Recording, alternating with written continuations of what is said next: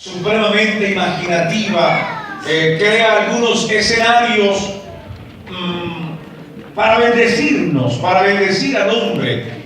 No son escenarios normales, pero los inventa Dios, permítame decirlo así, los inventa Dios para que usted y yo podamos recibir algo de su gracia. En los versículos que acabamos de leer, hay algunas cosas que pudieran parecernos un poco inverosímiles y no tan fáciles de creer. Hay que repensarlo para poderlo digerir. Por ejemplo, me llama la atención que la Biblia relate, hermanos, que los bueyes tropiecen. Que tropiece yo es fácil. Que tropiece usted es fácil, porque apenas tenemos 2 pies. Pero que tropiecen los bueyes, si es que los bueyes son una mole de músculos que tienen un paso lento, eso un buey no tropieza. No sé si usted lo había pensado así, pero los bueyes no tropiezan, los bueyes no se resbalan, los bueyes por su característica misma son de un paso lento, pero donde se paran, se paran. Así que no hay manera de que tropiecen. Pero aquí yo veo en la Biblia que unos bueyes tropiezan. Está bien, vamos a crear la hipótesis de que un buey tropiece, pero que tropiecen 2. Eso es bastante complicado. Sin embargo, la Biblia dice que eso sucedió. Y por eso yo quiero en esta noche, hermano, que hablemos. Y quiero ponerle un título a la enseñanza en esta noche. Usa debió morir. Usa debió morir. Un poco complicado, pero vamos a verlo como Dios nos ayuda. Usa debió morir. El momento que acabamos de leer se registra, hermano, cuando David está trayendo el arca, trayendo de nuevo el arca a Jerusalén. Y en ese proceso pasa ese momento en que los bueyes tropiezan y David no lo entendió. Bueno, nosotros tampoco lo entendemos si le ponemos un poco de lógica al momento. Que los bueyes tropiezan y un muchacho, que yo pudiera decir que es como cualquiera de estos jóvenes, buenos, consagrados, dignos. Usa no era un mal muchacho. Usa no era el muchacho pervertido. Pues no por malo estaba allí. Al contrario, por muy bueno estaba allí. Su hermano Ayo iba al frente y él iba atrás. Pero cuando ese muchacho observa que los bueyes de una manera increíble tropiezan, él en su temor espiritual y en su santidad no concebía la idea de que el arca fuera a caer. Y extiende sus manos y extendió la mano como usted y yo lo haríamos. Si usted hubiese estado ahí, usted hubiera extendido las manos. O no sé quiénes lo hubieran hecho conmigo, pero yo hubiera extendido las manos porque era que se iba a caer el arca. Y yo no iba a permitir, por lo que significa el arca, yo no iba a permitir que el arca se cayera. Yo extendería las manos también para impedir que se cayeran si algo pudiera hacer. Pero lo que no entiendo es la reacción de Dios. Es ahí donde resulta un poco complicado, porque dice que la ira de Dios se encendió y en vez de premiar a Usa, en vez de decir, bravo Usa, tuviste una buena actitud, dice que la ira de Dios se encendió y lo mató en el instante. Entonces como que no entendemos mucho ahí qué pasó. Por eso quiero que hablemos. Usa sí debió morir, porque algunos Usa en esta noche y en este campamento tienen que morir. Dios lo sabe y usted ahora lo va a entender. ¿Sabe que, mi hermano, el arca para el pueblo de Israel no era simplemente una cajita de madera? El arca no se la inventó el pueblo. El arca del pacto se la inventó Dios. Fue Dios el que le dijo a Moisés, cuando estaba construyendo el tabernáculo y todo su mobiliario, entre las cosas que le dijo, hazte un arca y le enseñó las medidas, el tamaño, la forma, la estructura, el diseño, todo. Dios le dijo que lo construyera, y entre las cosas que le dijo fue que en esa arca, esa cajita de madera, le significaría al pueblo de Israel nada menos que la presencia de Dios. De tal forma que cuando estuviera el arca, el pueblo entendería que la presencia de Dios estaba ahí. Y según nosotros lo leemos, Éxodo 25:22, Número 7:39, encontramos que siempre que el arca estaba, Dios prometía estar en medio del pueblo en primer lugar, y el pueblo tenía una sensación y tenía la tranquilidad de que la presencia de Dios estaba con ellos. Amén. De tal forma que el pueblo estaba muy seguro, muy tranquilo, mientras la presencia de Dios estuviera con ellos. Está el arca, está la presencia de Dios. No está el arca, no está la presencia de Dios. Y eso entonces para ellos era extremadamente diciente. Por eso, en los grandes momentos de la historia de Israel, el arca estuvo presente. Cuando fueron a cruzar el río Jordán, en aquella oportunidad, ya habían cruzado anteriormente el Mar Rojo, pero ahora tenían que cruzar el río Jordán porque iban avanzando hacia la conquista de la tierra. Y cuando tienen que cruzarla, si usted mira con detenimiento un poco su Biblia, va a encontrar en el libro de Josué 3, capítulo 3, verso 13, que cuando iban a cruzar, lo que primero pusieron para cruzar el río Jordán fue el arca. Porque si el arca va adelante, eso es como decir, la presencia de Dios va adelante. Y por eso, cuando el arca comienza a entrar al río, las aguas del río se separan, se forma un muro invisible, de tal forma que tranca todo el caudal del río Jordán, y el pueblo pasa con tranquilidad, porque el arca estaba ahí. Y eso para el pueblo era una gran seguridad.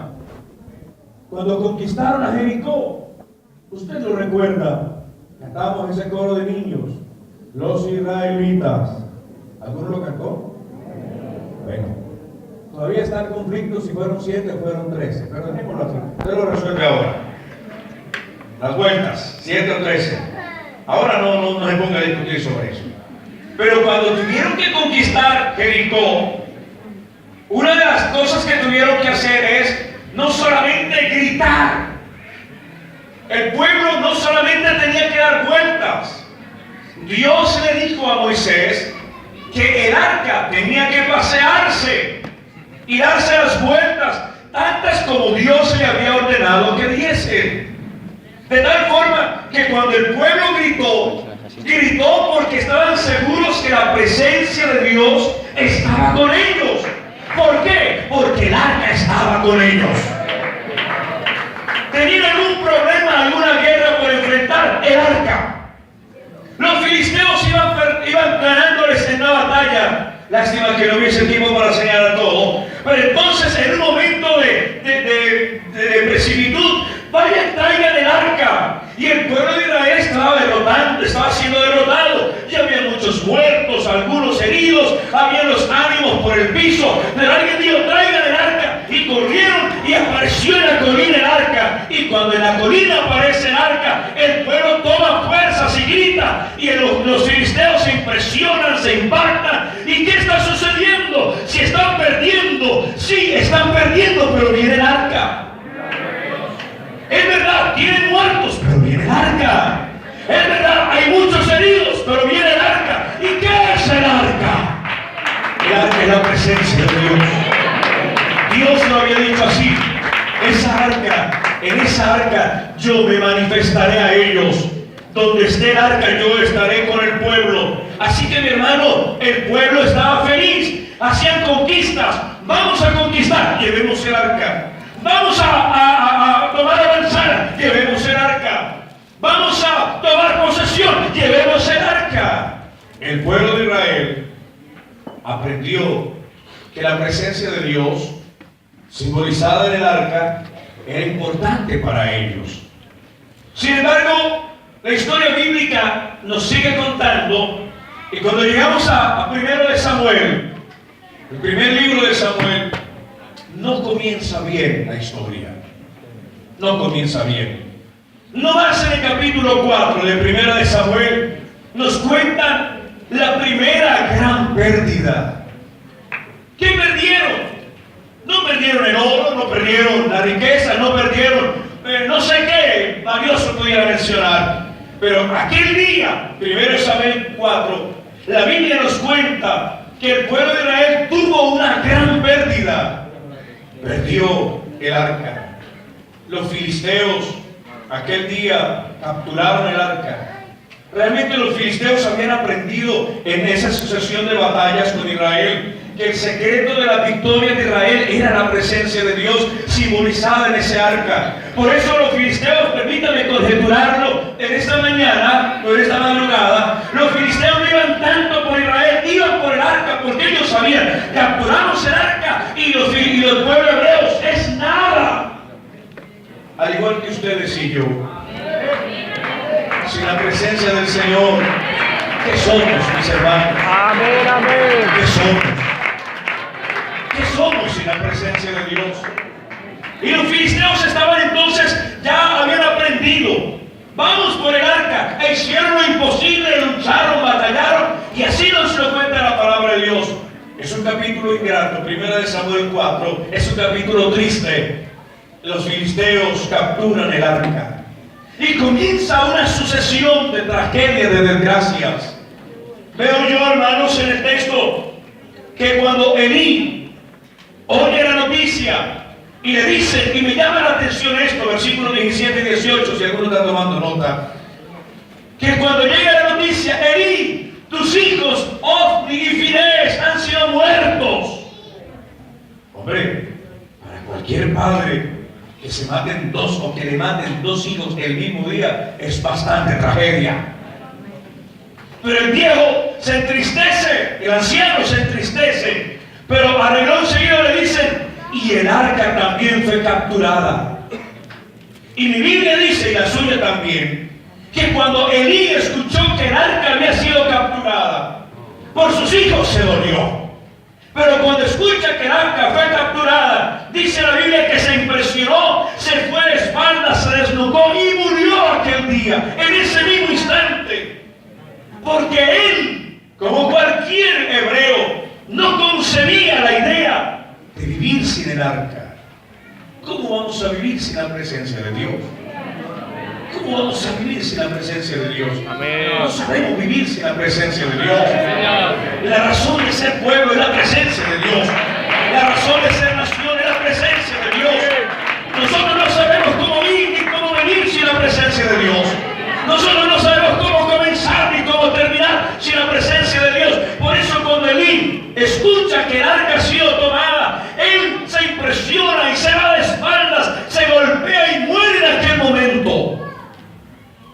Y versículo más adelante me dice el texto sagrado que una de sus nueras, la esposa de Finés, uno de los hijos que murieron aquel día trágico para Israel, que había muerto, escuchó que su marido había muerto, y obviamente como toda esposa, y estaba embarazada aquella señora, dice que escuchó y se lamentó. Pero cuando le dijeron, el arca ha sido tomada, no era el tiempo de que naciera su bebé, pero ella se entró en tal angustia,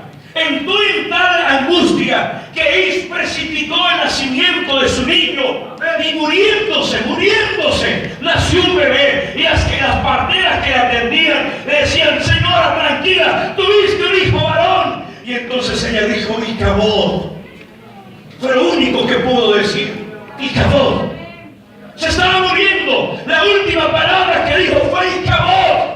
Y ahí comenzó el Icabod de Israel. Icabod es, el pueblo no tiene gloria. El pueblo no tiene la presencia de Dios. Así que a partir del capítulo 4 y el versículo 22 del 1 de Samuel comienza una segunda página, una triste historia para el pueblo de Israel. Antes del capítulo 4 había un pueblo victorioso, un pueblo conquistador, un pueblo que tenía gallardía, un pueblo que tenía victoria. Le hervía la sangre de su emoción porque tenía el secreto de la victoria: la presencia de Dios. Pasamos la página y después del 1 de Samuel capítulo 4 y el verso 22 comienza una segunda historia. Y es donde la presencia de Dios no está con el pueblo. Cuando la presencia del Señor no está en medio de ellos, comienza una etapa terrible para Israel. Una etapa que es lastimera, porque tienen que empezar a vivir sin la presencia del Señor. Tanto es que el versículo 2 del capítulo 7, si usted lo pudiera mirar en su Biblia en esta mañana, volver a resaltarlo para que su casa lo mirara. Dice la Biblia que el pueblo de Israel comenzó esa nueva etapa y empezó a ansiar, a desear la presencia de Dios. Comenzó una etapa de tristeza, comenzó una etapa de añoranza, una etapa de vacío, una etapa sin sabor, una etapa insípida en su vida, una etapa sosa, donde no tiene un sabor verdadero. Y el pueblo, dice el versículo 2, ansiaba, deseaba, anhelaba, y comenzó esa etapa de muchos años, donde el pueblo empezó a vivir sin la presencia de Dios. Amén, amén. Es una etapa oscura del pueblo. En esa etapa suceden cosas muy tristes, como por ejemplo, pasaron 20 años, me dice el texto sagrado, 20 años sin el arca, 20 años sin la presencia de Dios. Hay algo que me llama la atención: estaba el sacerdote, pero no estaba la presencia de Dios. Estaba el pueblo, pero no estaba la presencia de Dios. Estaban los cantores, pero no estaba la presencia de Dios. Y en esos primeros 20 años, tengo que decir, los primeros 20 años, comienzan a suceder cosas que no se habían pensado antes. Como por ejemplo, el pueblo comienza a tener ilusiones que antes no habían tenido. Y es que cuando la presencia de Dios no está, comienzan a surgir expectativas que antes no se tienen. Cuando el pueblo no tiene la presencia de Dios, comienzan a desear ser como las demás naciones. Queremos ser iguales a los demás. Queremos ser como ellos. Cuando estuvo la presencia de Dios, ellos decían: aborrecemos los pueblos paganos. Pero ahora que llevan 20 años sin la presencia de Dios, comienzan a decir: queremos ser como ellos. ¿Por qué tenemos que ser diferentes? ¿Ha oído usted esas palabras? ¿Por qué tenemos que ser diferentes? ¿Por qué tenemos que vestir diferentes? ¿Por qué tenemos que vivir diferentes? Yo quiero ser como ellos. Y hasta hay iglesias que quieren ser como ellos. Y vengan para acá porque pueden ser como ellos. Estén con nosotros porque pueden ser como ellos. El pueblo sin la presencia de Dios comenzó a desear ser como los demás. Comenzó a anhelar la vivencia de los demás. Pero quiero aclarar, la razón por la que la querían era porque no estaba la presencia de Dios en medio de ellos.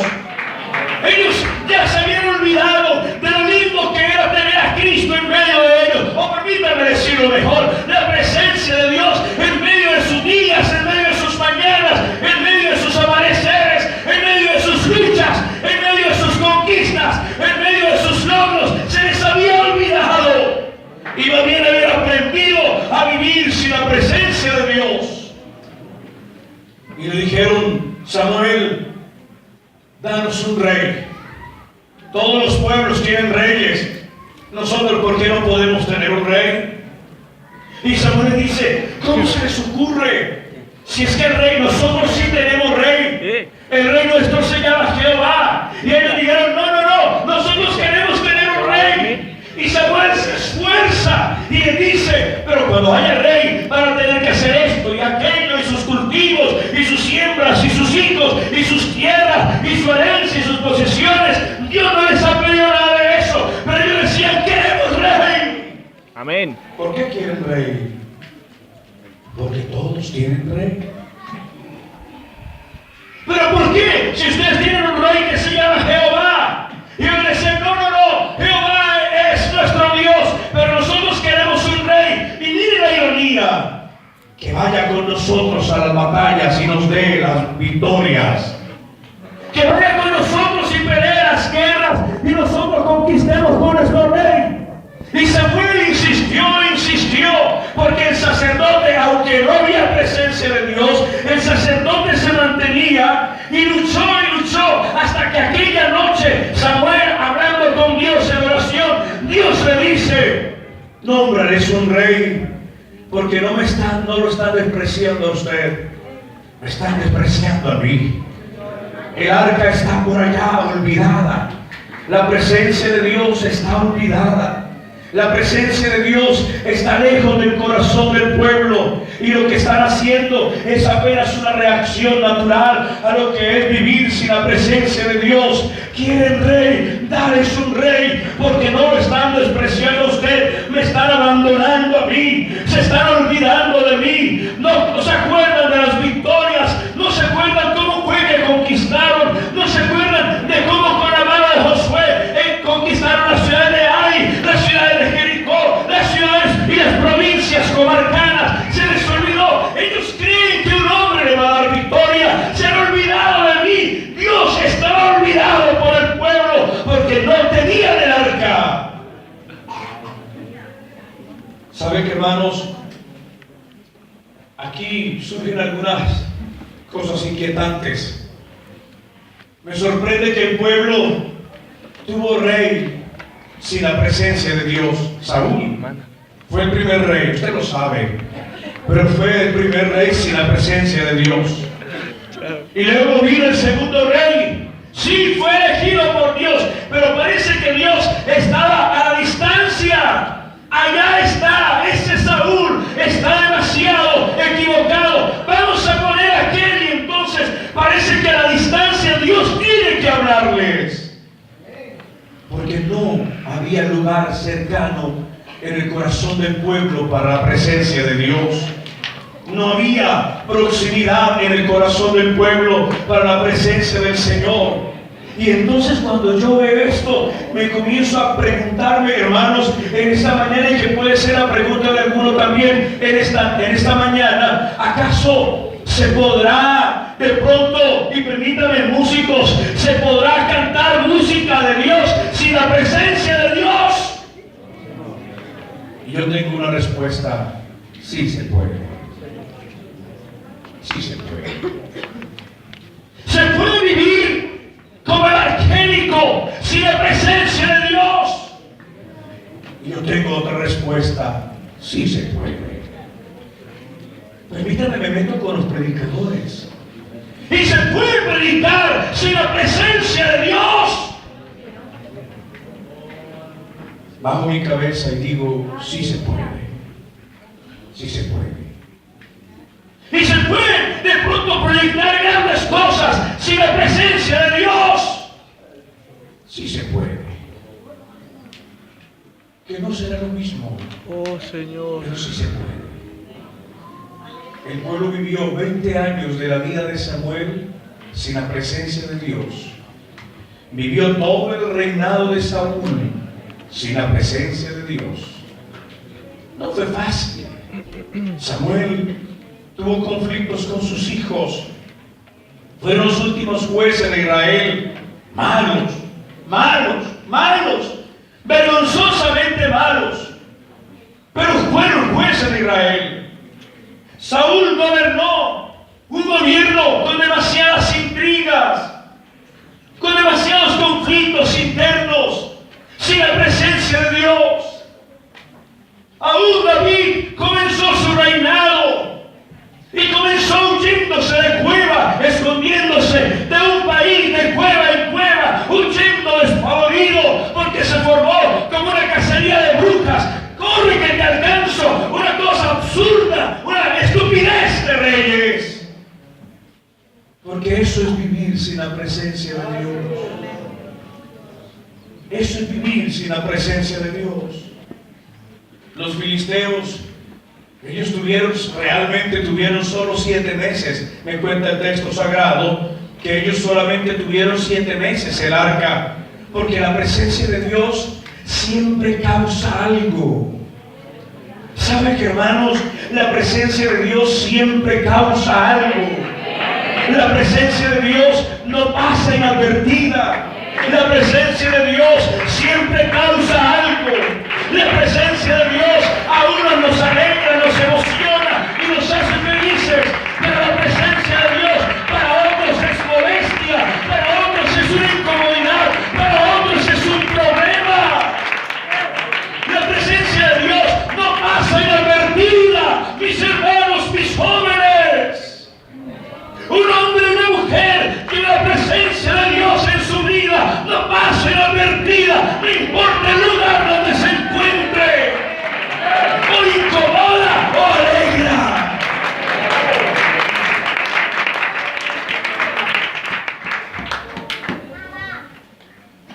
Oh, bendito sea el Señor. Los filisteos solo pudieron tener 7 meses el arca porque les causó un gran problema. Para ellos fue un problema. Se equivocaron, dijeron ellos una vez la capturado, al punto que la devolvieron, y la devolvieron a los de Bet-Semes, me cuenta la Biblia, y luego a los de Abinadab, su hijo, y luego estuvo ahí, pero a la casa de Abinadab quedaba en el lindero. Aquí comienzan los filisteos y aquí comienza Israel. Parece que estaba en el lugar donde nadie lo quiere. Hay jóvenes que les gusta vivir en el lindero de la presencia de Dios. Perdónenme si hasta ahora resulta un poco fuerte que les diga esto, pero hay quienes les gusta vivir en el lindero, en el vértice.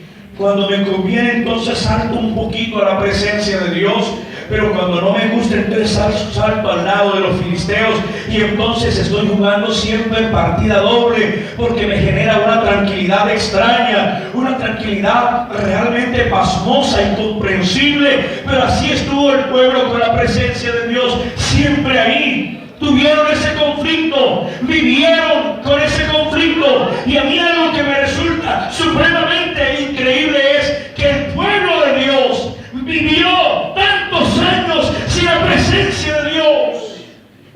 El pueblo de Dios vivió tanto tiempo sin la presencia de Dios. Vaya cosa irónica. Sería como decir que la iglesia del Señor viviese sin la presencia del Señor. No se entiende, pero se vive así algunos. No se comprende, pero así viven algunos.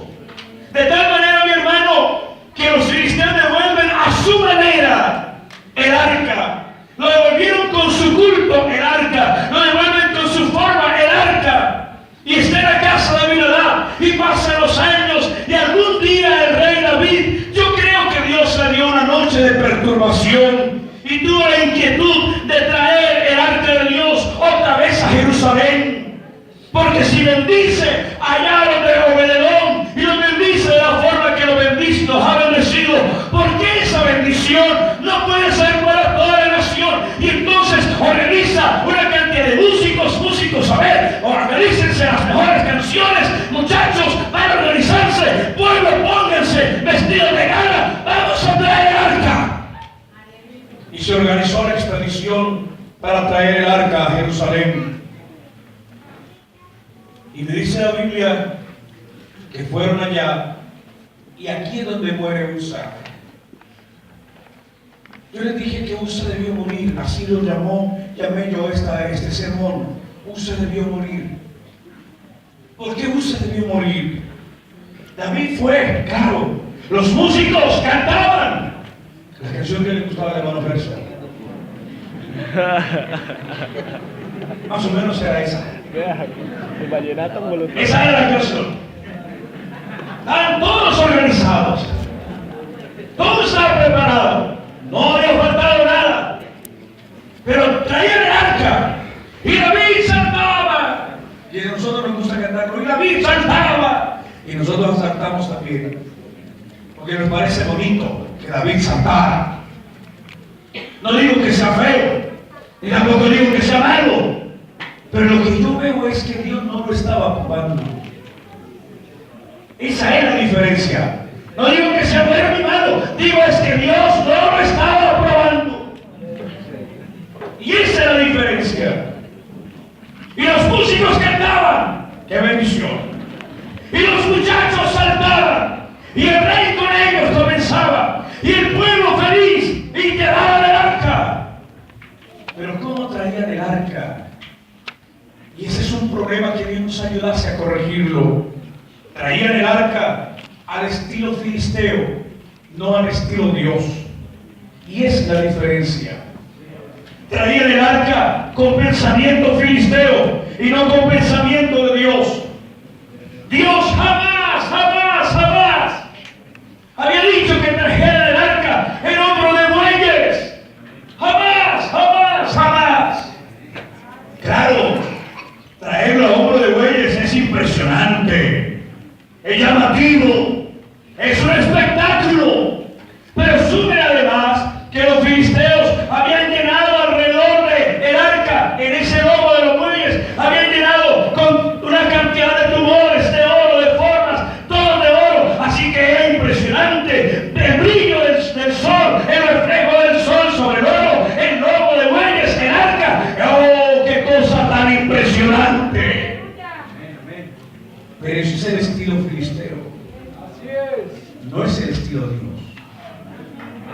¿Quién recomendó que trajera el arca así? ¿Sabe quiénes fueron los que dijeron que pusiera el arca de Dios sobre el lomo de bueyes? Los brujos filisteos. ¡Oh, qué espectacular! Pero nació de los brujos filisteos. ¡Qué impresionante! Pero nació de los brujos filisteos. ¡Qué cosa tan linda! Pero nació de los brujos filisteos. Y cuando venían, Dios se desagrada de eso. Y entonces Dios tiene un problema. ¿Cómo le hago entender al pueblo que así no es? Y de pronto consulta al otro. ¿Cómo, pastores, cómo les hago entender al pueblo que no es así? Estoy queriendo llegar a Jerusalén. Dios, permítame decirlo así, se movía de ganas por llegar a Jerusalén. Dios estaba que quería bendecir al pueblo. Pero ¿cómo hago para decirles que no es así?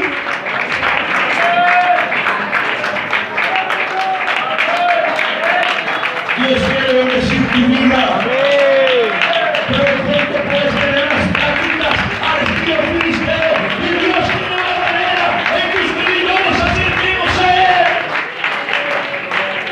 Dios quiere llenar su vida. Se mueve en ganas por cumplir su propósito y su obra en su corazón, en mi corazón. Esas ilusiones que tú crees que son ilusiones, no son ilusiones suyas, son el deseo de Dios que se refleja por su gracia en su vida. Pero alguien tiene que morir en espera de esta noche.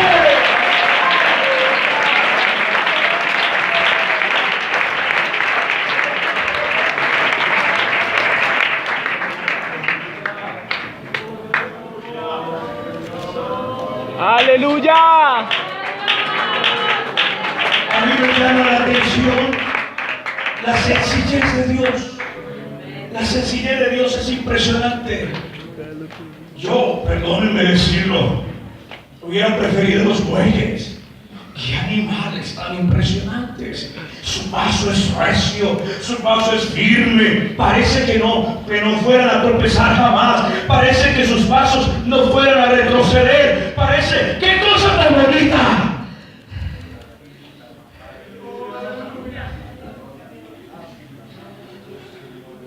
Pero Dios quiere hacerlos tropezar. Los que no tropiezan, Dios quiere hacerlos tropezar.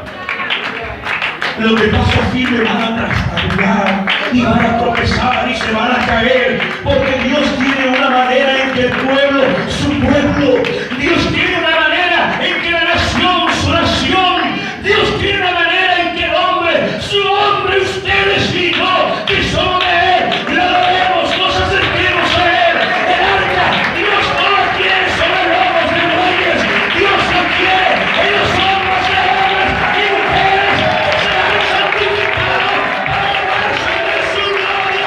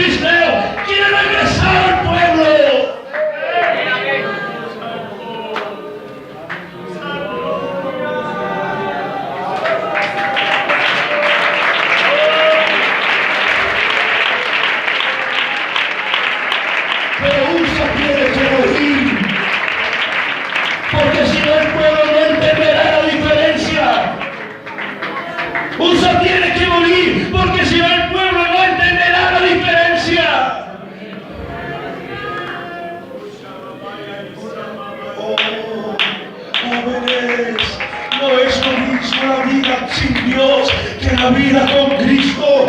Puede ser usted muy evangélico, pero Cristo quiere llenar su corazón. Puede estar metido usted entre los evangélicos, pero Cristo no quiere vivir así. Él quiere meterse en su vida. Usted tiene que morir esta noche para algo en este lugar.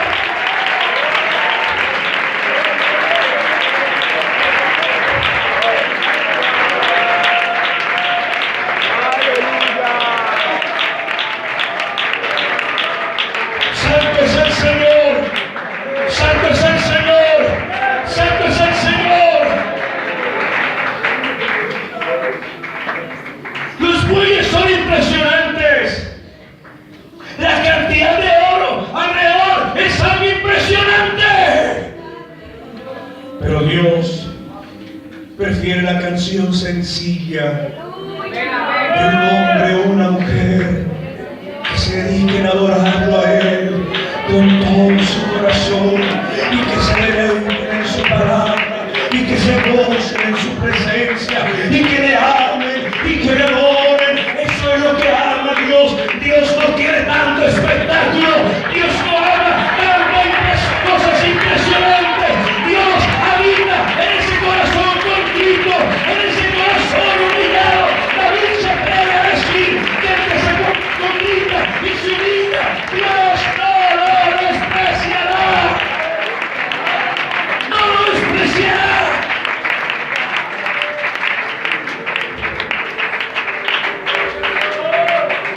Santo, santo, santo. Tienes que vivir con la presencia de Dios en tu vida.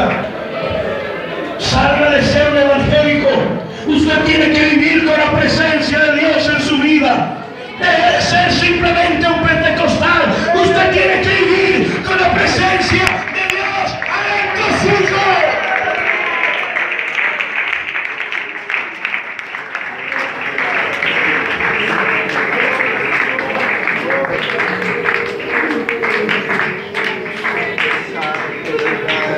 Aquí hay algunos USA que tienen que morir. Aquí hay algunos USA que están muriendo ya. Aquí hay algunos USA que están muriendo ya. Porque Dios se inventó este campamento. ¿Me dejan decirlo así, jóvenes? Dios se inventó este campamento. Dios se inventó este nombre. Una nueva historia. Un nuevo comienzo. Dios se inventó porque Él quiere regresar a la vida de alguien en esta noche. Él quiere regresar a la vida de alguien en esta noche. Él quiere regresar al corazón de algunos en esta noche.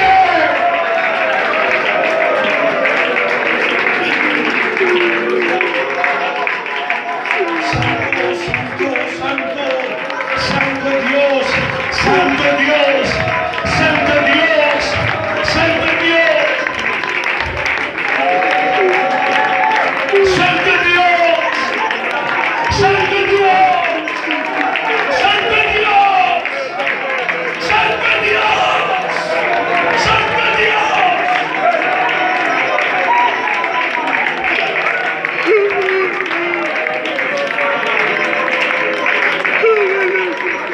Dios ama el poder tomar la vida de alguien en esta noche y tomar su boca otra vez y tomar su lengua otra vez y tomar su cuerpo entero otra vez e invadirlo con su gloria y empezar a probarlo y a bautizarlo con su Espíritu Santo, a invadirlo con su presencia, que no quede nada que no esté tocado, tomado, absorbido por la gloria de Jesucristo.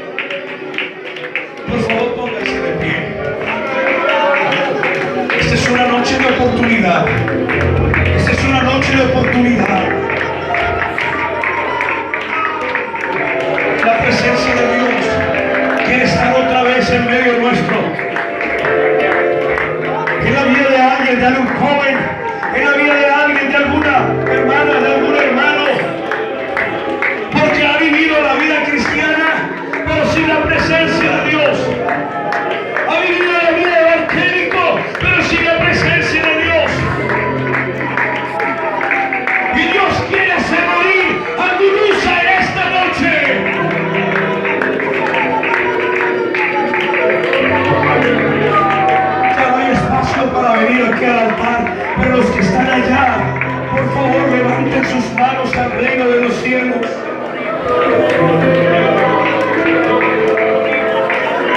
Aleluya, aleluya. Cristo, Cristo.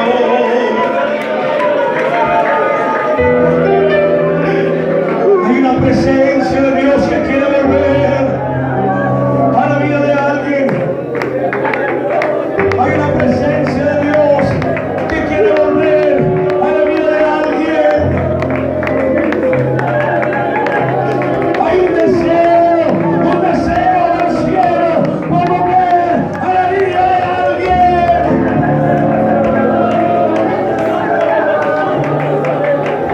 Hay un deseo del cielo para volver a tomar la vida de alguien. De un joven, de alguna joven. Y Dios ha inventado este campamento para volver a tomar la vida de alguien.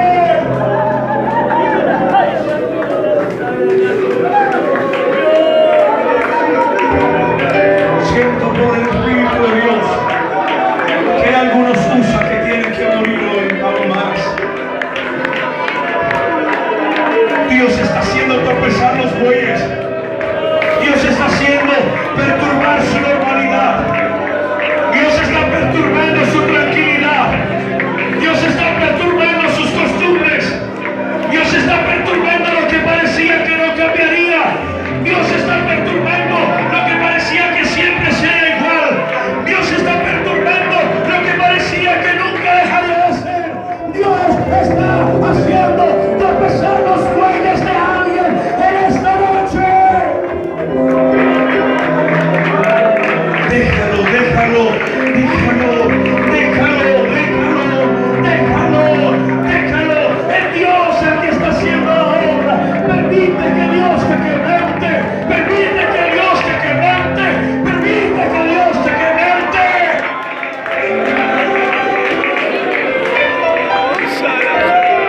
Porque hay algunos usos que han de morir. Aleluya.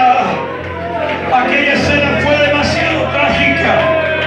Aquella escena fue demasiado trágica. Nunca entenderemos por qué el joven temeroso de Dios, Dios lo mató de una forma tan increíble. Y aquí en esta noche hay lágrimas que no se entenderán. Hay clamores que no se entenderán. Hay gemidos que no se entenderán. Hay gemidos, hay angustia, hay expresiones que no se entenderán. Pero es Dios, el Dios que quiere volver a tomar su lugar. El Dios que quiere retomar su lugar. El Dios que quiere retomar su lugar.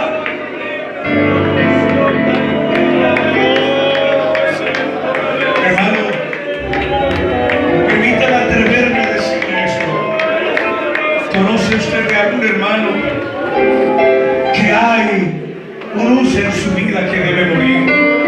¿Se atrevería a ir hasta su lugar y traerlo aquí, al lugar de la presencia de Dios? Quizá abrácelo, tómelo y tráigalo, porque la presencia de Dios ha de volver. La presencia de Dios tiene que regresar. Aleluya. Dios quiere volver a tomar su lugar. Y si no lo traen, venga usted. Porque Dios puede bautizar a alguien con su espíritu. Porque Dios quiere comenzar a limpiar el lugar que a Él le pertenece en su corazón. Dios quiere limpiar el lugar que es de Él, el corazón suyo en esta madrugada. Usa tiene que morir. Porque Cristo va a tomar su lugar en este momento.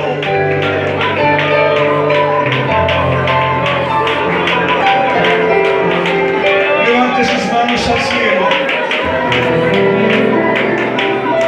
Porque alguien está viniendo aquí al altar. Porque alguien está viniendo. Aleluya. Esto no es para vergüenza de nadie. Esto es para vida de muchos. Esto no es para que alguien se acompleje ni sienta pena. Esto es para esperanza de muchos. Gloria a Dios. Iglesia, levante sus manos y no paren de orar.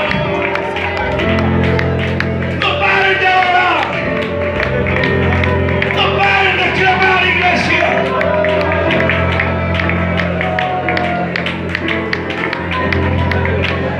Aleluya. Arrodíllese. Aleluya, aleluya, aleluya. Dios quiere tomar su lugar. Su corazón es de Él. Su vida es de Él. Sus labios son de Él. Su pensamiento es de Él. Aleluya, aleluya. Dios va a tomar su lugar. Iglesia, no paren de orar. Dios está haciendo una obra hermosa, hermosa.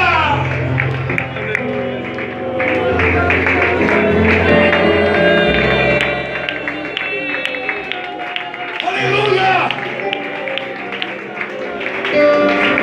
Bendito sea Dios.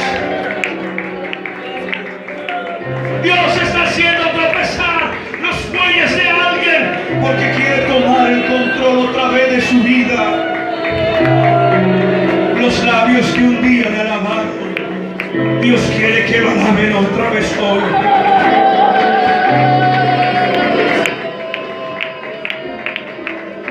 El corazón que algún día le sintió, Dios quiere que lo sienta otra vez hoy. Aleluya. Las palmas que un día se oyeron para exaltarlo a Él, Dios quiere tomarlas otra vez hoy. Aleluya. Dios no ha abandonado su vida ni a su pueblo.